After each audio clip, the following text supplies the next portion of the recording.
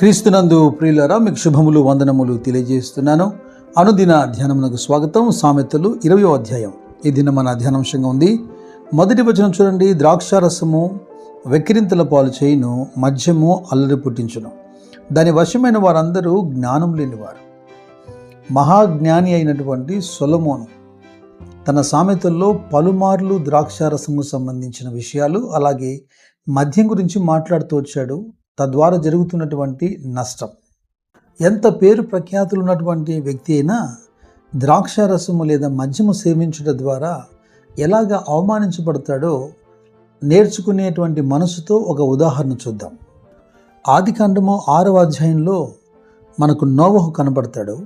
భూమి మీద మనుషులందరూ కూడా చెడిపోయి ఉన్నప్పుడు, అసలు మనుషులను కలగజేసినందుకు దేవుడు సంతాపపడే రోజుల్లో దేవుని యొక్క కృప పొందినవాడు నోవహు. ఇక 7వ అధ్యాయం 1వ వచనంలో దేవుడిని యెహోవా మాట్లాడుతూ నోవహుతో, ఈ తరము వారిలో నీవే నా ఎదుట నీతిమంతుడవై ఉంటివి కనుక నీవును నీ ఇంటి వారు ఓడలో ప్రవేశించుని అంటున్నాడు. ఆ తరమంతటిని జలప్రలయం ద్వారా నశింపచేసే సందర్భంలో నోవహు ఇంటి వారిని రక్షించడానికి దేవుడు నోవహుతో మాట్లాడుతున్నటువంటి మాటలేవి.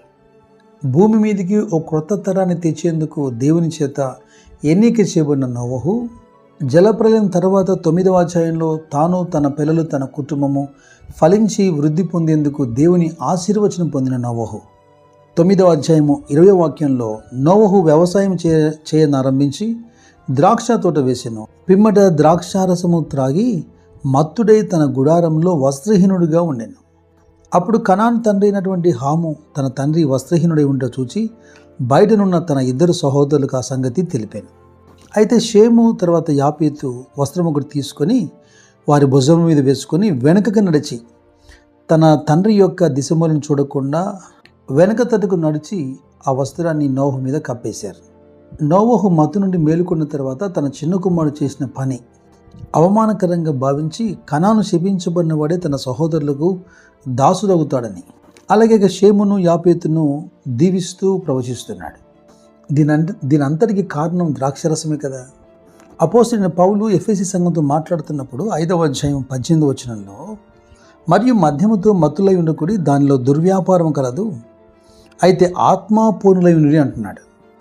అనేకుల కష్టార్జితము నేలపాలవుతుంది. ప్రవక్త అయినటువంటి యెషయా ద్వారా దేవుడు ఒక పిలుపునిస్తున్నాడు. ఆహారం కాని దాని కొరకు మీరెందుకు రూకలను వెచ్చిస్తారు? సంతృష్టి కలగజేయని దాని కొరకు మీ కష్టార్జితం ఎందుకు వ్యయపరుస్తారు? నా మాట శ్రద్ధగా ఆలకించి మంచి పదార్థములను భుజించుడి, మీ ప్రాణము సారమైన దాని యందు సుఖింపనీయుడి అంటున్నాడు. ఒక దినకూలి ఆ దినమంతా ప్రయాసపడి కష్టపడతాడు.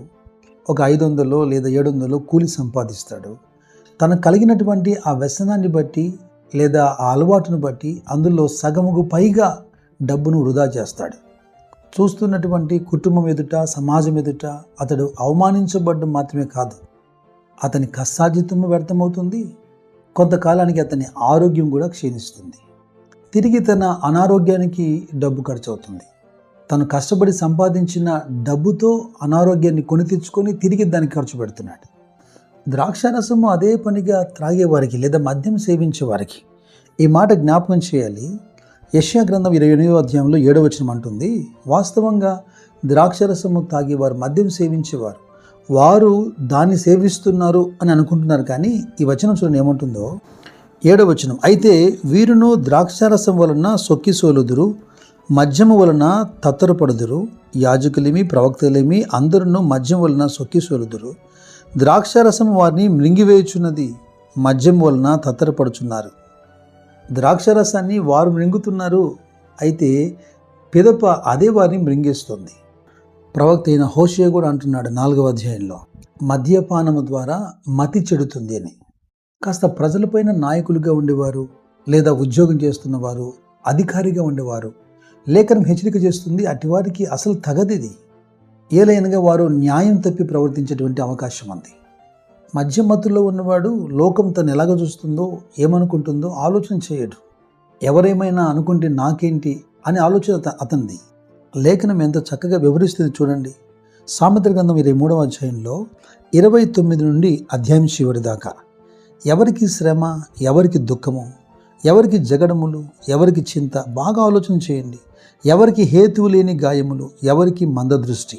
ద్రాక్షారసంతో పొద్దుపుచ్చు వారికే కదా, కలిపిన ద్రాక్షారసం రుచి చూడ చేరు వారికే కదా.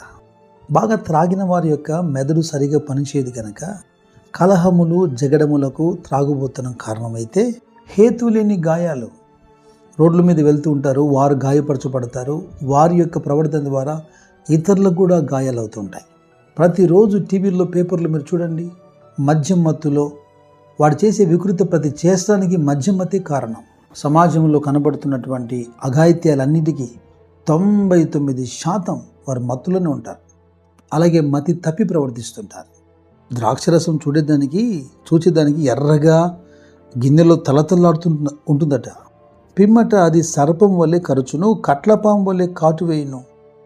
దాన్ని సేవించిన వాడు వెర్రి మాటలు మాట్లాడుతుంటాడట. అటువాని పరిస్థితి, అటువాని జీవితము, అనుభవం ఏంటంటే, నీవు నడి సముద్రమున పండుకొని వాని వలె ఉందువు, ఓడ కొయ్య చివరను పండుకొని వాని వలె ఉందువు. నడి సముద్రంలో ఓడ ప్రయాణం చేస్తుంది, ఆ ఓడ చివరి ప్లేస్లో పడుకున్నాడంట. ఏ క్షణమైన వాడు సముద్రంలో పడిపోయే అవకాశం ఉంది. మంచి మనసుతో దేవుని సేవకునిగా లేఖనాలు చూపిస్తూ నేను మీతో మాట్లాడుతున్నాను. మీరు ఎంత చదువుకున్నా, ఎంత సంస్కారం ఉన్నా, ఎంత ఆస్తిపాస్తులున్నా, ఎంత మంచి ఉద్యోగంలో మీరు కొనసాగుతున్నా, త్రాగుబోతనం అనేది వెక్కిరింతలు పాలు చేస్తుంది. మీ మొహాన మాట్లాడకపోయినా మీ వెనక మిమ్మల్ని గురించి నవ్వులాడుతూ ఉంటారు మనుషులు. మీ పేరుకు ముందు త్రాగుబోతని పేరు పెడతారు. అది మీ భార్య, మీ పిల్లల హృదయాల్ని ఎంతగానో కలిచివేస్తుంది. వృద్ధాప్యంలో ఉన్న మీ తల్లిదండ్రుల కన్నీటికి అది కారణమవుతుంది. మీ అన్నదమ్ములు, అక్కజెల్లెలు సమాజంలో సిగ్గుపడతారు. చదువుకొని ఎంతో కొంత జ్ఞానం సంపాదించిన మనం దేవుడిచ్చినటువంటి కష్టాజితాన్ని ఎందుకు ఈ విధంగా నేలపాలు చేయాలి? ఎందుకు అనారోగ్యాన్ని కొని తెచ్చుకోవాలి? ఎందుకు కుటుంబస్తులందరికీ అవమానం మిగిల్చాలి? అటు బానిసత్వం నుండి స్వతహాగా బయటపడే అవకాశం నీకు లేనప్పుడు ప్రభు మీద ఆధారపడు, ప్రార్థన చేయి. ఇదివరకే ఎన్నో లక్షల కోట్ల మందిని దేవుడు మార్చాడు. ఆ సామర్థ్యాన్ని, జ్ఞానాన్ని దేవుడికి అనుగ్రహిస్తాడు. వీటన్నిటికంటే భయంకరమైన నష్టం ఒకటి చెప్పనా? అపోస్తలుడైన పౌలు కొరింథీయులతో మాట్లాడుతున్నప్పుడు మొదటి పత్రిక 6వ అధ్యాయంలో 10వ వాక్యం అంటున్నాడు, దొంగలైనను, లోబులైనను, త్రాగుబోతులైనను, దూషకులైనను, దోచుకుని వారైనను దేవుని రాజ్యమునకు వారసులు కారు. కష్టార్జితం నష్టం, పేరు ప్రఖ్యాతుల నష్టం, ఆరోగ్యం నష్టం, చివరికి మరణం, నరకం. పాఠం వింటున్నటువంటి వారు ఎవరైనా ఇటు స్థితిలో ఉన్నా, వారి కుటుంబ సభ్యులు ఇటు స్థితిలో ఉన్నా, ఈ క్షణమే నా దేవుడు వారిని దర్శించి ఈ స్థితి నుంచి వారిని విడిపించును గాక. దేవుని మాటకు లోబడి విధేయత చూపే కృప ప్రభు మీకు దయచేయును గాక. God bless you. God bless you.